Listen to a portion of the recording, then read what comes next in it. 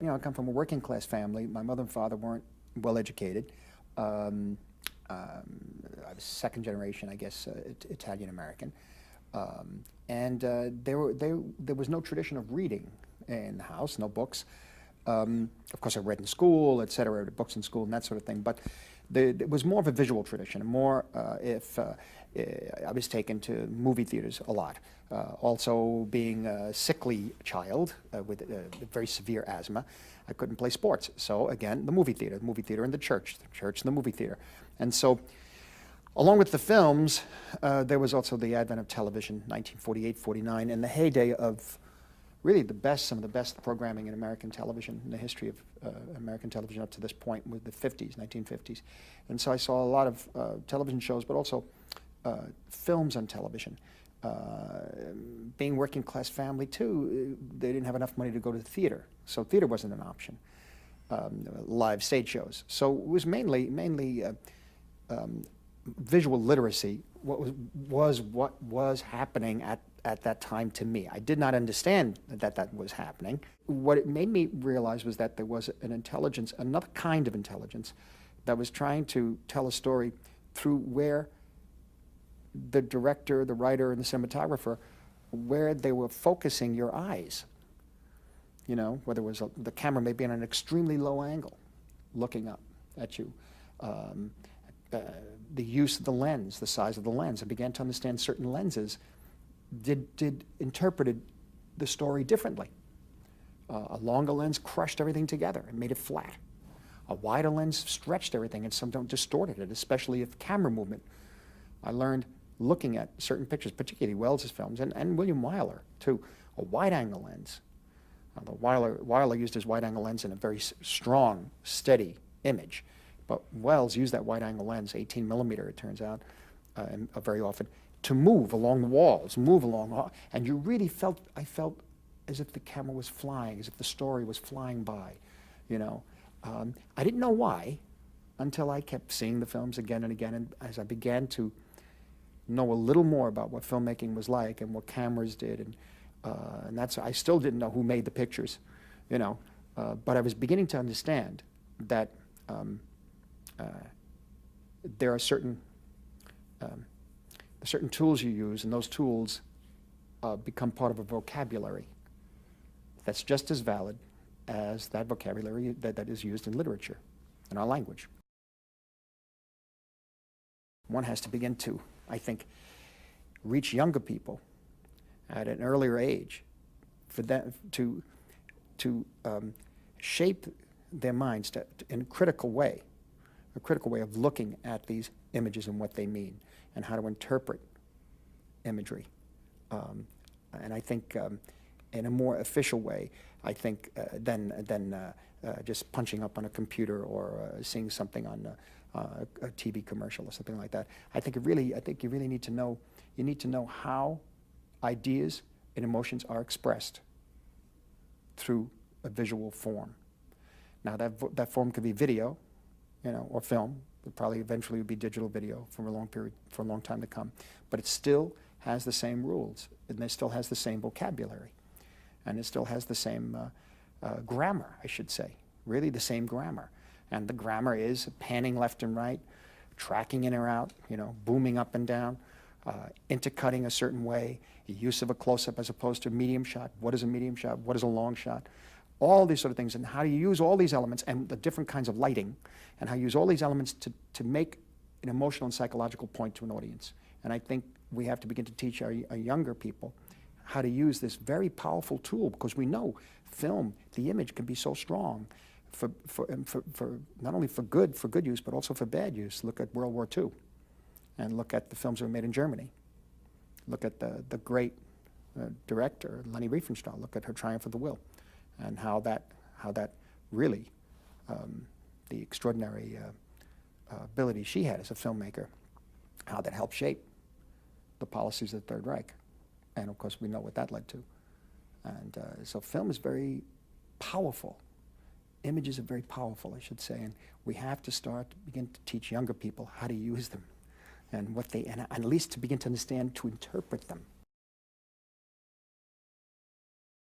I think it is good. If a young person wants to express themselves and take a video camera and go out, they're going to find that they have to frame the image. And in framing the image, they're going to find that they have to interpret what they want to say to an audience. So how do you point the audience's eye to look where you want them to look and to get the point, the emotional and psychological point that you want to get across to them? They're going to have to make that decision. The real making of the filmmaker is when they look to that viewfinder to tell the story. And I don't mean just telling a story, man goes, you know, boy meets girl, boy loses girl, boy gets girl. No, I mean a story could be a story could be rain hitting a tree, leaves. That could be your story. You know, but how? Where do you begin to put the camera? Then let them see what they do. Then, you know, I mean, yes, there's a curiosity in children and young people. They may try one or two and then they realize it's not for me and they move on. But there might be, there's one or two that realize that if I put the camera under this leaf and I see this drop of rain coming at, you know, I get it in such a way. And if I wait for a certain hour in which the sun is glistening, at that, you know, who knows?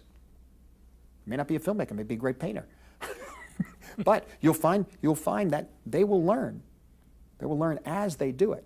At the same time, the respect for the language of cinema itself, the history should be taught, and the visual literacy should be taught, because there are others who are not going to be able to do that. There are others who can't afford to get a camera.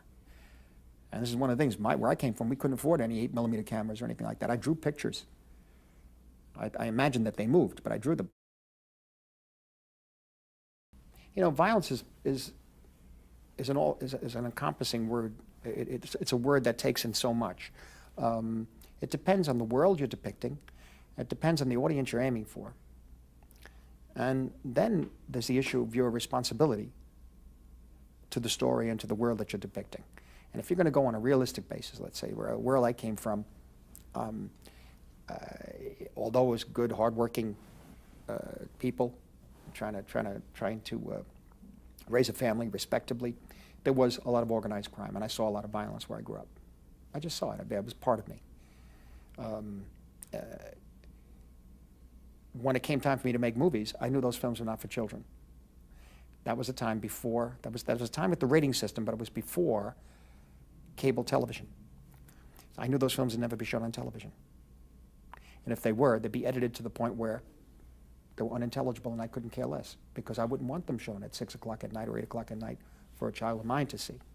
The violence that I have in my pictures, and again, you know, be self-criticized. People say, sure, you know, the kind of violence you do, you think is all right, but if everybody else does it, you're criticizing them. But what we're talking about, the violence in my films, is not pleasant. It's not pleasant. And I've just finished a film. Now I'm working on this film right now, which is very violent, and it's not pleasant at all. And it's not.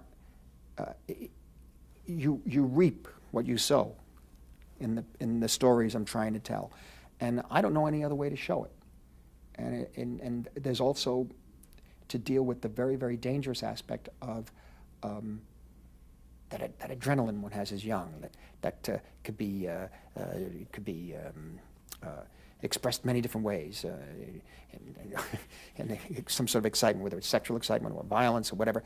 There's that danger that one has to know. That's part of what it is being human, especially young, and that could go wrong. And when it goes wrong, this could happen. Now, the world I came from, the world I knew, or aspects, I should say, of the world I knew, well, that was a valid form of expression. That's the world that's the human condition. That is the human condition, and it's tragic. And it's set up in such a way that it will do us in as a species if we don't learn about it. I don't put it up there for people to enjoy it, you know. And if they are enjoying it, they catch themselves enjoying it, and the characters pay for it. They watch the characters pay for it, particularly in Goodfellas, and in Raging Bull. In this film, The Departed, which I just finished also. Well, I think you have to make room for film and curriculum. I don't think it's time, and this is a key thing. We don't mean to be having young people take 2 hours of their time or 3 hours of their time a week, or however the curriculum works, to just sit and enjoy a movie. No, this is a learning experience. That also doesn't mean that you take a notebook and you write down everything in the notes as you're watching the film, because you can't see the film. So what you're doing is training the eye and the heart of the student to look at a film in a different way by asking questions and pointing to different ideas, different concepts, suggestions. You're training them to think about a story that's told to you in visual terms in a different way, and to take it seriously. I don't say it's a great film. You can learn more from even a bad film. You know, and so this is why it's so important, I think, because so much of today's society is done visually and even subliminally for young people that it could be dangerous. And one has to know it's a very, very powerful tool.